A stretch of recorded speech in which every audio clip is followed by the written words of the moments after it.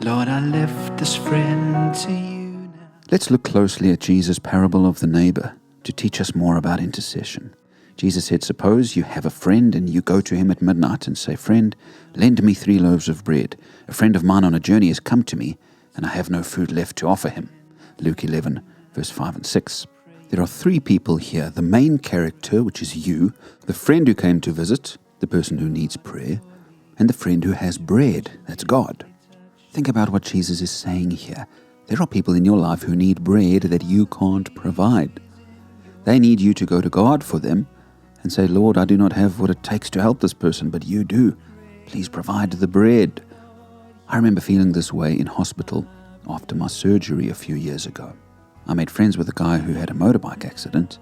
One day he was hoping the doctor would say he could go home, but the doctor looked at his wound and said, no way, you're not ready to leave here yet. And it devastated him.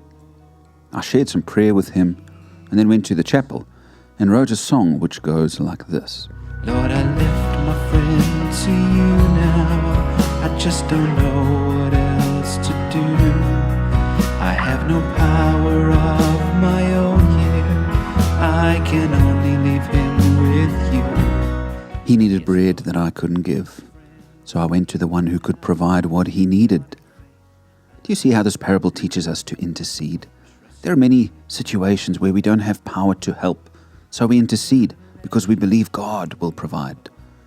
When people in your life are sick, yes, you can care for them, but God is the healer. When people face crisis, yes, you can listen and help, but only God can truly heal. When people don't know God, you can show His love, but only God can save. So you must intercede. And remember, prayer is effective. In John 17, Jesus asked and pleaded with the Father to make changes in the disciples' lives. If prayer doesn't do anything, then Jesus would have just said to God the Father, okay, Father, you know what your will is, and that's that. But Jesus prayed for God to do something, and God did. There's a great need for intercessors who will ask God for bread for their friends.